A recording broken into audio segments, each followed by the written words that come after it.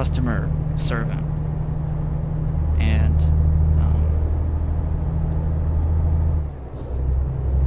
I just wonder what she thinks about me when she sees me doing this, you know?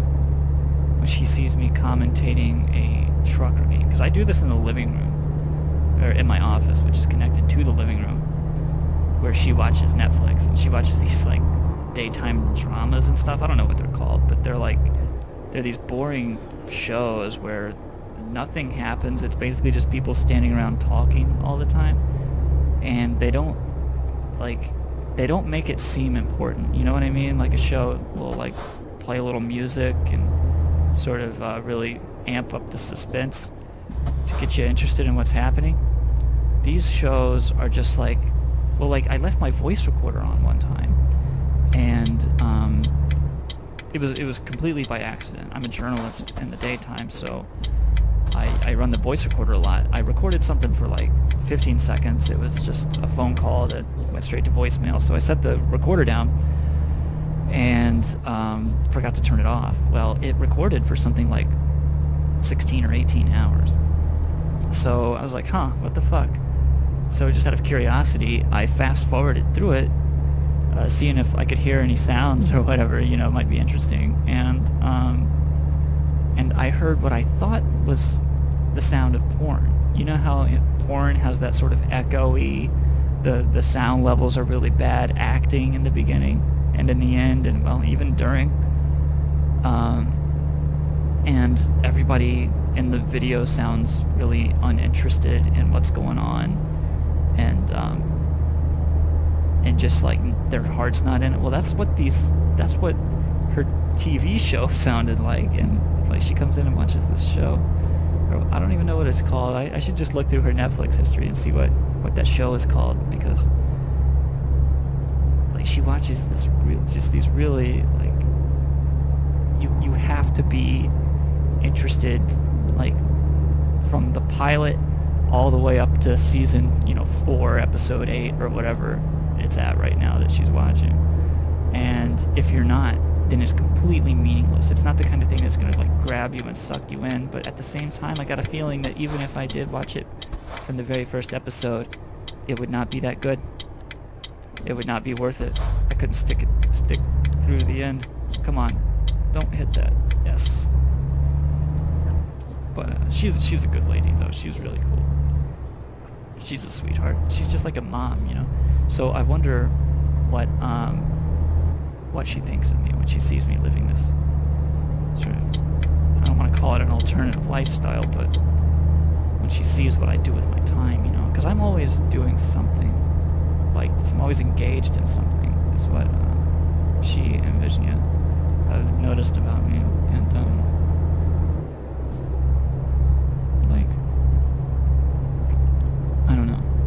It's true that I'm always doing something, like whether it's the website or I spend a lot of time on the website. Even if an article doesn't appear, I'm doing a lot of things having to do with, like, management of the site and the back end. Like, I run the server again, and the email, and I've been setting up security and all that stuff, which takes several days really, which is a lot longer than it should take. But I have to work with another company on that. So, but anyway. I just wonder what I look like to other people in situations like these, where I'm commentating Euro Truck Simulator 2. I can't wait for 3. That's all I can think about. The only problem is I put so much time into my career on this one. I just want to carry it over to 3 and enjoy whatever features 3 has to offer. Now look at this. Look at this river we're over. This is cool. There's an island in the river? Alright, we're in Germany, I guess. We're about to be in the Netherlands. Do I cut through? There's Rotterdam over there. I've been there. I'm not really sure, honestly. I just go where the road says to go.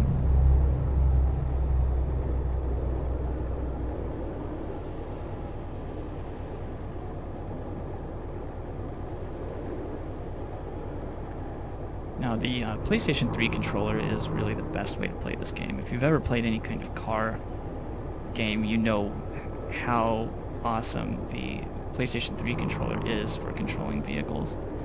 You get 100% control over not only your steering and your looking around, but your gas and your brake too. Even the buttons are pressure sensitive. The hard little round buttons where your thumbs go, the X, square, triangle, and circle are all pressure sensitive. I think the only buttons which aren't are the start, select, and the PlayStation button in the center of the controller. We got a little message on the phone. Let's see what's happening with that.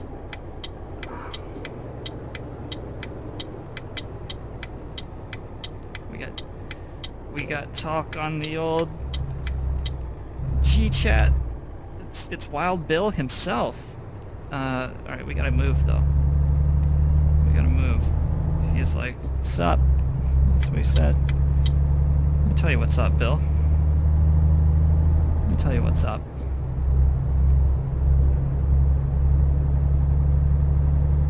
The live stream is what's up. Euro Truck Simulator 2, Bill.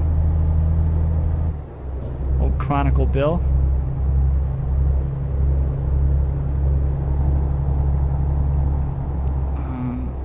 I talked about Bill in the last stream. I wish it saved it.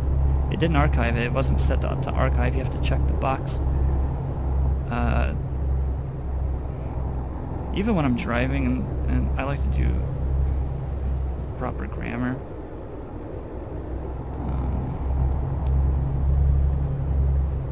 I find that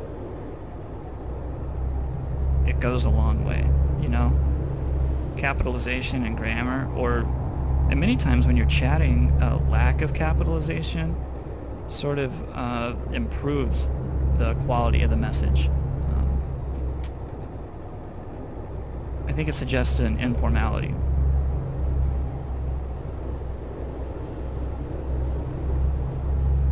Truckin', Bill. Truckin'. Okay. Man, he's funny though.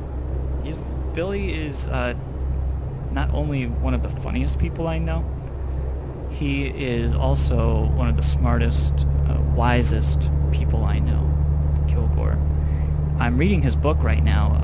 I was really busy at the end of all these deadlines, so I wasn't able to pick up his book for about 4 weeks, and I wish I was joking, but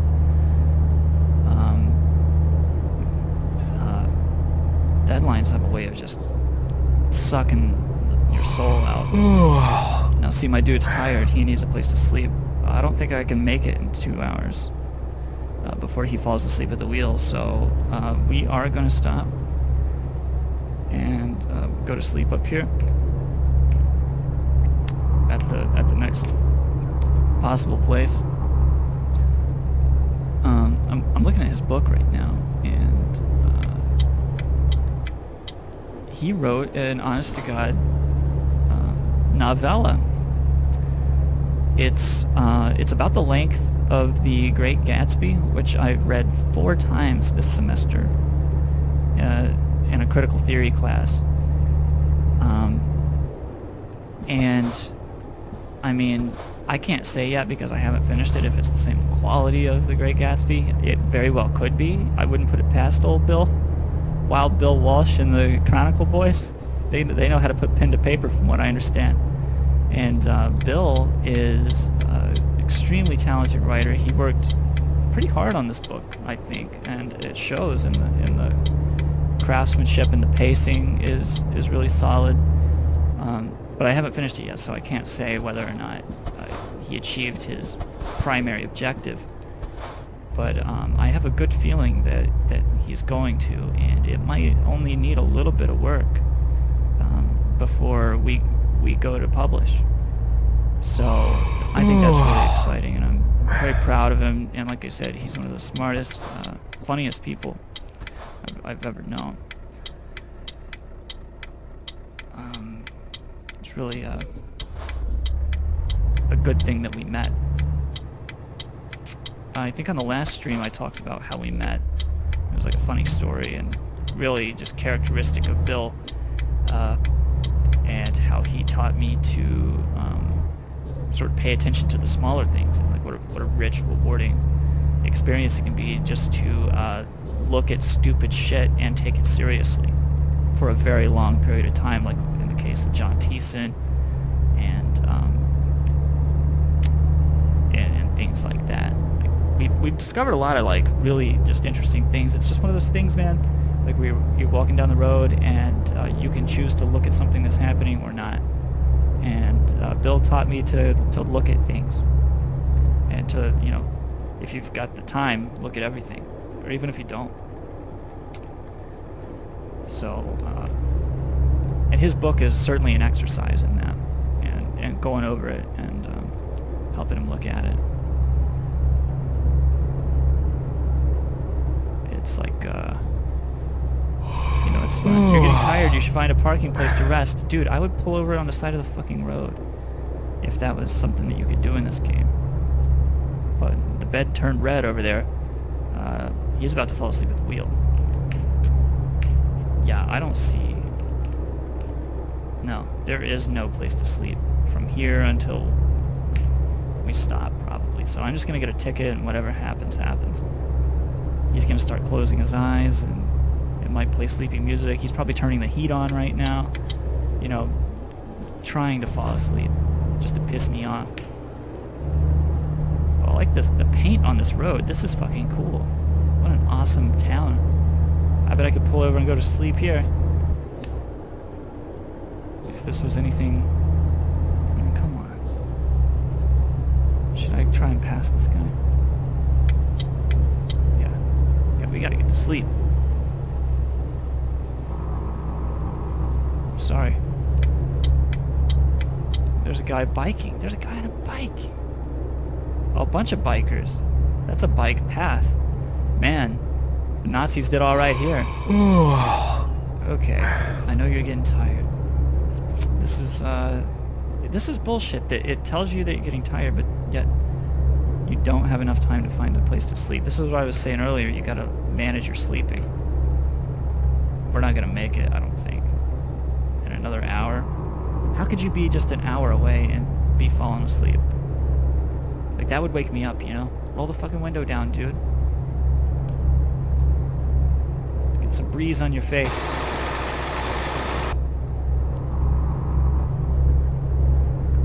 You know, weave through the lanes there. Yeah, there's no sleeping. Not until we fall asleep at the wheel, which is, I'm pretty sure, about to happen. We're about to fall asleep at the wheel. That's what's going to happen next. And we're going to dip under 80 grand because there's going to be some kind of fine associated with falling asleep at the wheel. That's how Tracy Morgan got hurt, that Walmart guy. They drove him like 10 hours too long or something.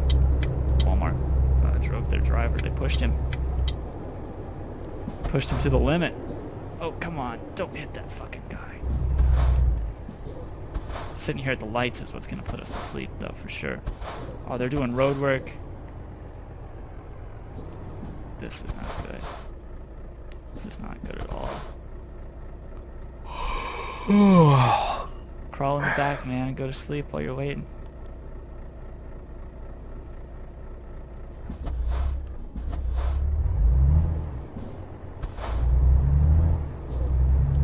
We might turn on music. Music is fun. The European stations. Oh, you really gonna do this to me? $400 because I bumped him. What a fucking piece of shit. He did that on purpose. You scumbag, you motherfucker.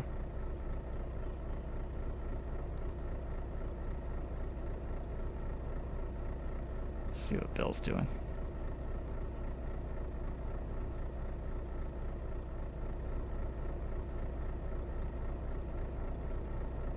That guy hauling cars. We're about to fall asleep. We could have made it if it wasn't for this dickbag in front of me.